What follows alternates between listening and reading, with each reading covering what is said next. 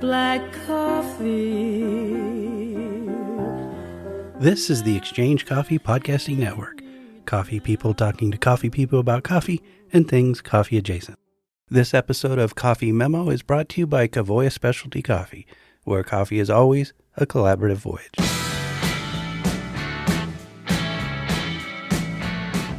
Welcome to Coffee Memo with Rob Stephen, a podcast where we talk about coffee industry news and current affairs. This is episode 9, and we're opening up the mailbag because there are questions. And hopefully, Rob has some answers.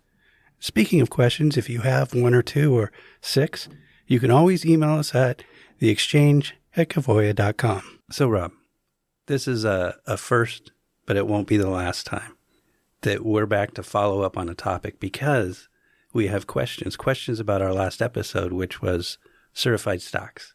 So you have the questions. I'll listen to the answers. And you can decide if my answers... I will score them on a scale of 1 to 10. I like this because otherwise I'll just get more questions. Okay. And we'll be in a recursive question loop. So, yes, I was very excited to receive questions on the last episode, A, because it means people are listening, and B, because it means people are interested. Mm-hmm. So I have them here, and I would love to provide even more clarity on this because a lot of these questions spoke to the basic structure of how the market works, which is an itch I would just love to scratch. Yeah. Right. So a lot of these questions had to do with how the exchange works. So I want to talk about that, even though it's sort of lower on my list here. I want to talk about what is the exchange. So first of all, the exchange has an unfortunate name, which is ICE. Right. It's the International Continental Exchange. It is a global marketplace for coffee, okay? But instead of trading shares in companies, it trades commodities, coffee, cocoa, sugar, cotton. And so for coffee, the ICE runs the Coffee C contract, which is a benchmark futures contract for Arabica coffee. So it's where the market comes to do price discovery and hedge against price movements. Okay. And so who is ICE, right? It's a public company. It's listed on the New York Stock Exchange, and it owns multiple exchanges, including the New York Stock Exchange. So it's a very large company that is in the business of exchanges. Yeah. So it acquired the New York Board of Trade in 2007, which was where the C contract was before that. So it's a very big company, but it plays a very public role in setting the rules, hosting the contracts, and maintaining transparency in the coffee market.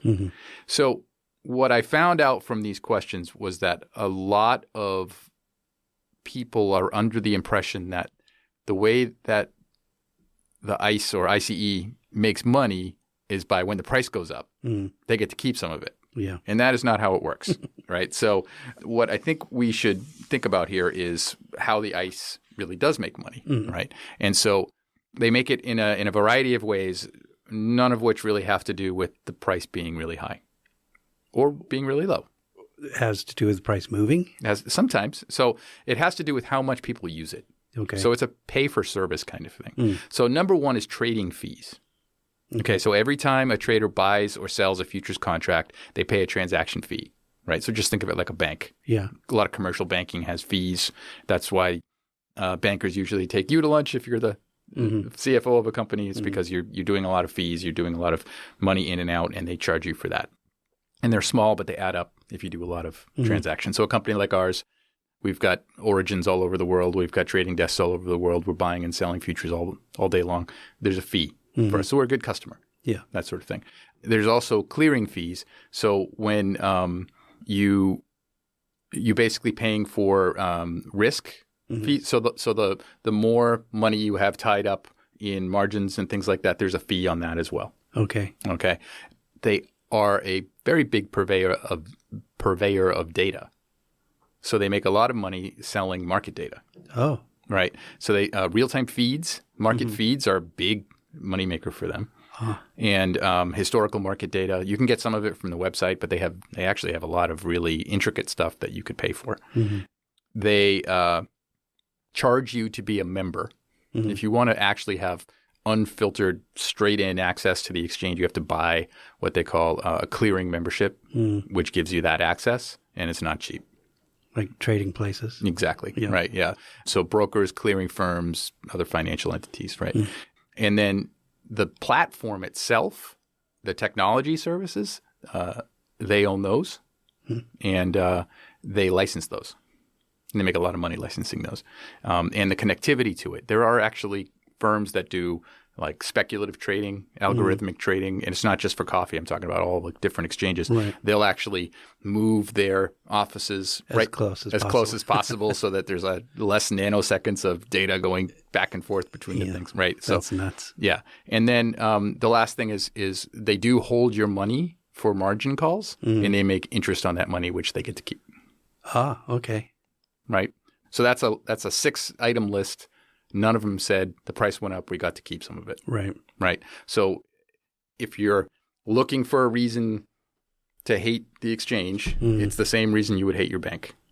Yeah. Which is they hold money, they do things with money, and they charge you for that. Yeah. We were just talking before we started the recording about how some of us in specialty coffee have remained intentionally ignorant of some things because the C market was our favorite bad guy.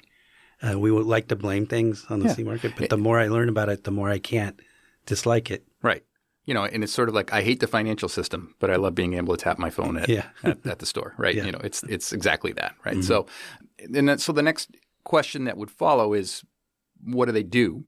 And they do 3 sort of vital things for the industry. They host the futures contract. Mm-hmm. So we are all buying and selling futures contracts as part of the trade. Mm.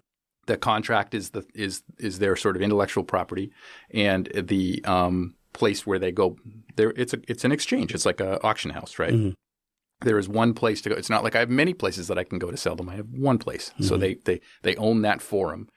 They do what was the focus of the episode, which was they provide reporting on and keep track of certified stocks. Mm-hmm. Which they set the rules up for and everything like that. And then they facilitate delivery. They have a whole department. It's basically a logistics department, which is helping coffee go in and out of those warehouses, right? So those are the 3 main things that the exchange does. So I think now we've got a basis to sort of say, what are we dealing with here? What is the exchange? Why is the exchange and certified stocks sort of intersect with each other? That's what they are. So that leads me to a place where I can talk about other questions that we had. So a lot of people wanted to know about, I guess I made a reference to, there were different origins that had premiums and discounts and that you could put them in different warehouses. Mm-hmm. So I'm going to sort of read a little chart here. And these are the deliverable origins to the exchange. So these are the places that you can put coffee into the exchange where those coffees could come from. Mexico, El Salvador, Guatemala, Costa Rica, Nicaragua, Kenya, Papua New Guinea, Panama, Tanzania, Uganda, Honduras, Peru, Colombia, Burundi, Rwanda, Venezuela, India, Dominican Republic, Ecuador, and Brazil. Those aren't examples. That's the entire list. That's the entire list. Now, Mexico, Salvador, Guatemala, Costa Rica, Nicaragua, Kenya, Papua New Guinea, Panama, Tanzania, Uganda, Honduras, and Peru, their pricing is whatever the C market is. They call that at par. There's no premium and there's no discount. Mm-hmm. Colombia has a 400 point, which is 4 cents premium. Burundi, Rwanda, Venezuela, and India have a 100 point or 1 cent discount. Dominican Republic and Ecuador have a 400 point or 4 cent discount. And Brazil has a 600 point discount or 6 cents. But they're changing the rules. And starting with the March 2026 futures contract, Guatemala is going to be at a 500 point premium. And Colombia, Costa Rica, and Kenya are going to be at a 1,000 point or 10 cent premium. So starting with the March 26 futures contract, Colombia, Costa Rica, and Kenya will be highly incentivized to deliver to the exchange. And we're coming up on that, right? We are coming up on that. As a matter of fact, first notice day is next week. Yeah. So then the delivery locations, which are exchange licensed warehouses in the ports of New York, Virginia, New Orleans, Houston, Miami, Bremen and Hamburg, Antwerp, and Barcelona.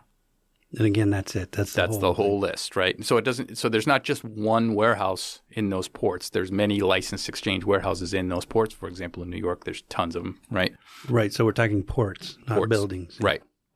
And then just as there were coffee origins that were at a premium or a discount, there are ports that are a premium or a discount. Oh, really? Yeah. So New York and Virginia are at par. So there's no premium and no discount. New Orleans, Miami, and Houston are half a cent discount. Bremen, Hamburg, Antwerp, and Barcelona are at discounts of 1 1/4 cent. Why? So I'm in theory here. I don't have an actual answer, Okay. but my sense of it is twofold. One is that this was originally a very American-centric exchange. It was the New York exchange. And so there's a discount for putting coffee in Europe because it's randomized. When you take delivery, you might end up taking it from Europe, even though you're in the U.S. Right. So there was a discount because you're going to have to pay to get it over, yeah. right? The other one that is a little more practical is that in Antwerp, you don't pay the loading in fees when you tender the coffee. You pay it on the way out. So when you take coffee from Antwerp, you're going to get an extra bill. So they discount the price for it a little bit. Okay. So that's a lot, right? Luckily, everyone has a rewind button, so they can go back. But that is how the exchange works. What the different origins that can go in, how much they're worth relative to the C price, and then where you can deliver them to or take them from, and if there's any financial ramifications from that. That was a lot, but that's right there. That's trading 101. Now you know how the exchange works. The question that sort of followed from that was, if I take coffee from the exchange, do I get to pick? And the answer is no. No, you will just get the volume you will get 42,500 pounds worth of coffee. And that is the end of it, right? Not even even nothing. the age of the coffee? Nothing. As long as it's still passing, it's being graded out. It is the ultimate definition of the word commodity. There is no differentiation made between once it's certified to go in, you get what you get. So if you're one of those roasters that are buying that coffee, obviously you're huge. I mean, are you happy and sad? Well, I mean, if you get one of these origins that has a discount, if you're a price-driven player, you might be happy about that. I think if you're really trying to get a really high-quality product and you're taking delivery from the exchange, elsewhere. you're sad, right? Because you're at your last resort, which, as we said last time, was usually not good things happen when you're at the last resort. And they know, they know before the truck shows up. I just keep imagining this roaster opening up a truck and going, "Oh, damn!" Yeah, no. There's a whole. Remember how I said they have a facilitation of moving this coffee in and out. So there's a department. It's called ECOPS, which is some acronym for the program that they have, and they will actually let you know. You'll get a notice from them. This is what you're getting, and this is what it is. It's just hard not to imagine some commercial roaster out there going, "Oh, I was hoping for a nick." That's a specialty mindset coming through right there. It's almost impossible to readjust when I'm thinking. Yep. One question was, how does the inverted market incentivize tenders? I made mention that because of the inverted market, it can tend to draw coffees to the exchange. Right. I think what's missing in that question is the word now. Right. What the market wants is coffee now. I want it to. I need it yesterday. That's why prices are going up. Stocks are dropping. What will fix this? Coffee now. And coffee, therefore, is worth more now than it is in the future. Right. So that's what drives the inversion. Coffee now is 20 cents more valuable to the exchange than it is in March. Warehouse stocks going up. Is there a tipping point where the inversion goes away? Well, as you switch from one contract to the next, the week before first notice day, the spread is very variable. It's a very dangerous time to be exposed to it. It could go down to 2 cents. It could explode to 40 cents. Nobody knows, right? So you sort of want to get out when you are at a place where you can absorb the impact of it. But if you are sitting at origin with stocks, if I ship it and it gets tendered and cleared before first notice day, I will make 20 cents more than I will the day after first notice day. Mm-hmm. So I should ship it now. So that is what drives the inversion, is trying to get coffee into the stocks as soon as possible. Very basic terms. You're looking down the road and you're looking at lower prices in the future. Of course, you're incentivized to get the coffee. Exactly. I want to sell at the highest price that I can. Mm-hmm. I don't want to hold it any more than I have to, and I don't want to pay interest on it. Mm-hmm. I don't want to have even the security issues of holding coffee. I want to deliver it. I want to get it out of my hands. I want to get paid for it. Mm-hmm. And if I ship it now, I'll get paid more than if I ship it later. Mm-hmm. So that is the market being efficient, basically saying to all the participants in the market, we're trying to get coffee into the warehouses, and we are offering a huge premium if you ship it now. Mm. So that's what we're back to a few episodes ago, but that's how an inversion fulfills its market function. Yeah. Okay. Right. Someone said, which I thought at first I didn't understand the question, and then I appreciate the question a lot. What value do certified stocks have in general? There's the intangible value of it being a visible indicator of supply, but the value that they have is whatever your futures contract is worth. The liquidity. Yeah. So, but if you have a futures contract at 380 and the market rises to 450, your coffee's still 380. Mm-hmm. So some could say it's worth 380. Some could say it's worth 70-cent discount. Mm-hmm. It is about timing and price discovery as much as anything else. So you get the physical benefit of getting the coffee, assuming it's something that you can use, but you also get the opportunity to minimize your exposure to price volatility. Mm. Right? So it's worth a lot if you do it right. Mm-hmm. What you don't want to do is end up in that situation where you say, oh, as long as future at a bad price, I forgot about it. Mm-hmm. And now I have this coffee. Yeah. That's the sort of worst situation to be in, which is why, again, importers in general become very sort of twitchy about first notice day because nobody wants to get coffee that they don't want to get. Mm-hmm. I think I have one more question here, and that is – this is a good question. So for any coffees entering the exchange warehouses in the United States, are these bonded warehouses and coffees not being tariffed until it's delivered, or is it tariffed on arrival? If it's tariffed on arrival, does the exchange pay that, et cetera, et cetera? Oh, that is a good question. It's a great question. So, and the answer is yes, they go into bonded warehouses. Mm-hmm. So the exchange warehouses are bonded. So tariffs are not paid on the way in.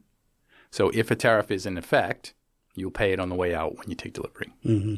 But if it sat there and then tariffs were suddenly to go away, even though it was subject to tariff on the day it came in, no tariff would be paid. Right. 400,000 bags right now, so not a lot of people are into that strategy. Yeah, not a lot of people can be able to take advantage of that. And I have no way of knowing which lots arrived when there was no tariff. Mm-hmm. The other thing is, because of that little thing I said about Antwerp, where you don't pay the loading charges on the way in, 90% of stocks are in Antwerp. Really? Really. So of that 400,000 bags, 90% of them are in Antwerp. Huh. There's very, very, very little stocks in the United States. So that's just the way it is. And why is it? We already talked about this, but remind me, why is there It's a lower cost structure for those who are tendering. Yeah. And is that a business decision on Antwerp's Yes. part? Okay. Just like Delaware hosting corporations. Yeah. Okay. I see. Let's just make it as easy and cost-free as possible. People will drive people to put coffee in our warehouses. This is our niche. Yep. In this game. Yeah. Exactly.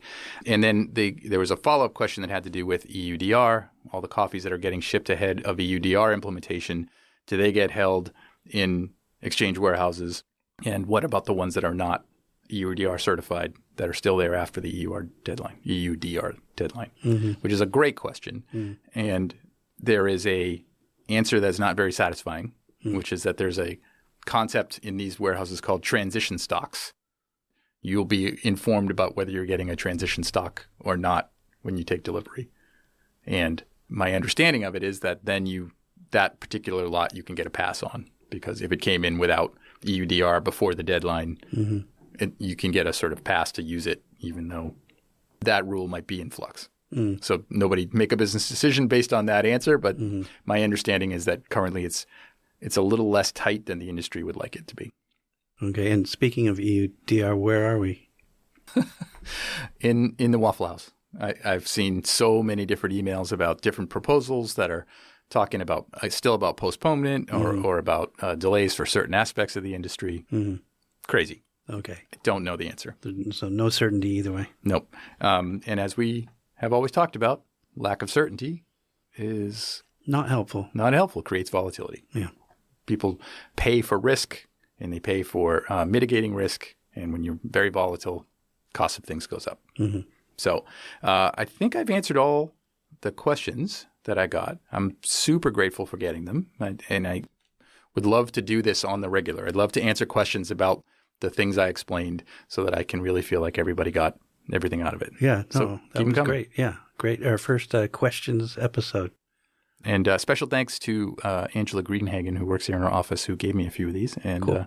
I appreciate him very much. Great. Thanks, Mike. Thanks.